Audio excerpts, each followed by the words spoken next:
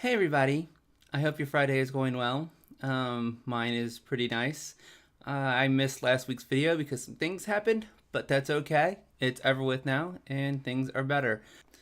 One of the things that bother me that people do when you have anxiety or depression or like the dysphoria about getting ready to go out and stuff like that.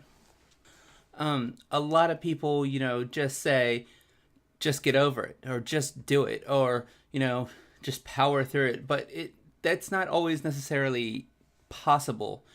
The dysphoria, getting ready in the morning to go outside that door, with me being an introvert and the depression and anxiety, it's freaking terrible. It's a fight every day to make myself go. So it's a little bit of a fight, and it's a little bit heartbreaking, like every freaking time. So people that don't actually have to deal with that stuff don't understand how bad it is. And you don't want to just, overlook somebody else's feelings or issues that they have to deal with. Again, I'm a big believer in, everything happens for a reason. I don't believe in the religious part of it, but also people have had different lives than you. So some things impact them more than it would you. So you can't really just tell somebody to get over something. It doesn't work that way.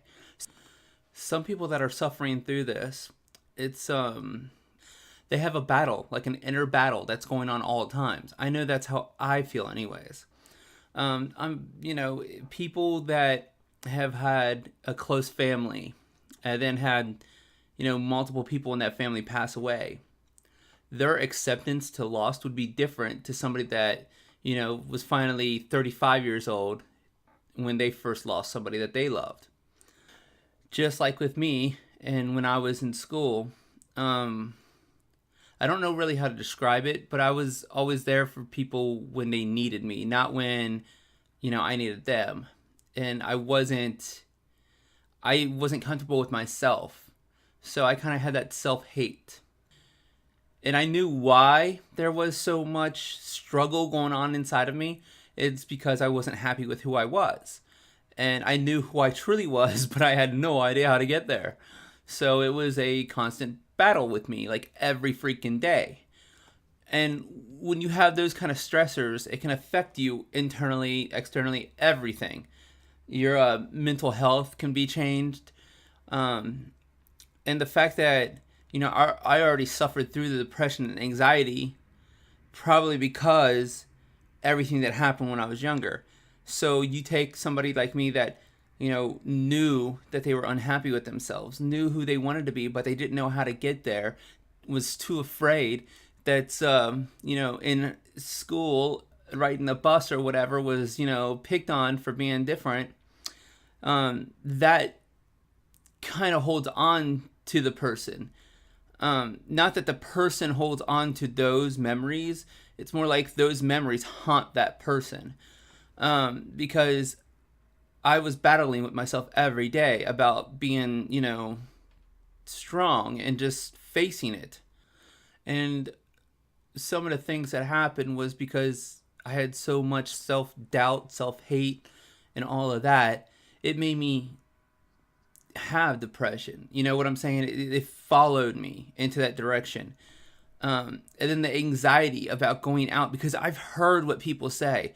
I know what people said, and I've seen their actions towards me, even when I was younger. And, obviously I was different. And I've seen their actions. I've heard what they say. And those things haunt you. It does. It stays with you.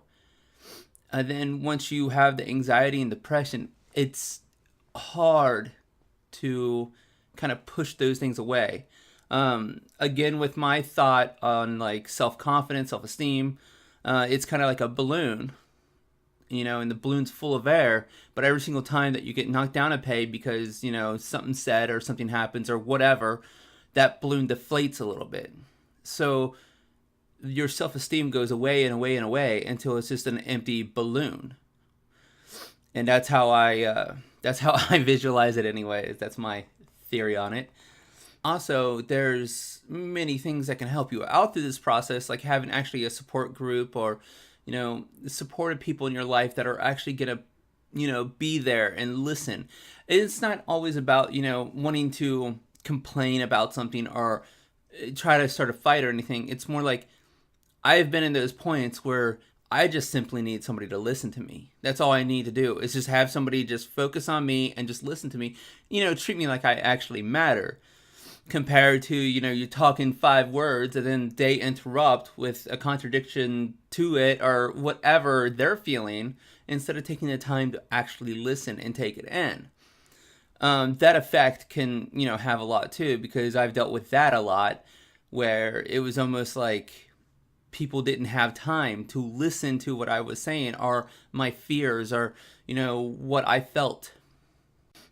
And that's just something I think that has kind of followed me, that has to this day kind of have me, worried about talking to people, which is, I know, completely ironic since I'm doing this. But, this has a purpose to it compared to, just sitting down with somebody and trying to talk to them one-on-one. It has a complete different purpose. But one thing that you should know while going through your transition or, any kind of transition in life is that there's going to be times when you fail at something. But the good thing about failing is that you can learn from it. And, you can take what you've learned, you can make it better. And there's times that you're just going to fly right through something and be like, hey, that was no problem at all. I have an issue. If I put my mind to something and it becomes like too easy, or I thought there was going to be more of an obstacle, I question what it really was or its value, because I don't really like things that don't challenge me, because I don't feel like I'm really gaining anything out of it. But for some people that, want to go talk to somebody, or if you're somebody that's willing to listen to somebody, let them talk. Acknowledge that you're listening. Pay attention. Then, when they're done, kind of, recapture what they've said and explain to them, that you were paying attention, that you do care. It's a very powerful thing when somebody can come up and make that obvious to you that you are somebody that matters to them. And for those of you that are suffering with anxiety, depression, or even going through the transition, there's many ways that you can try to battle it. And there's many ways on YouTube, many videos. There's very, very many websites that can walk you through, therapists. All of those are good things to do. And also there's many, many places that you can contact just for help. But something to remember is that it's not the end. There's still a time. There's still time to learn. There's still time to figure out new things. There's all the things out there. All you have to do is take advantage of it. Also, I wanted to point out that my GoFundMe that I have, I'm going to be switching it up and making a video for it instead of having just a description. So I'm going to post that on here soon. Probably in my next video is when I'll add that. But also I'm working on this project that is taking some time because I thought I would have it done by today, but it's not. So there's that too.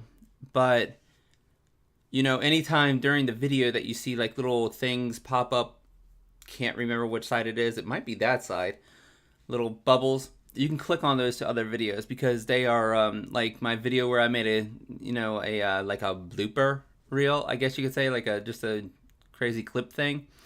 That can be up there. And then there's other videos in the group with the transition that you can see.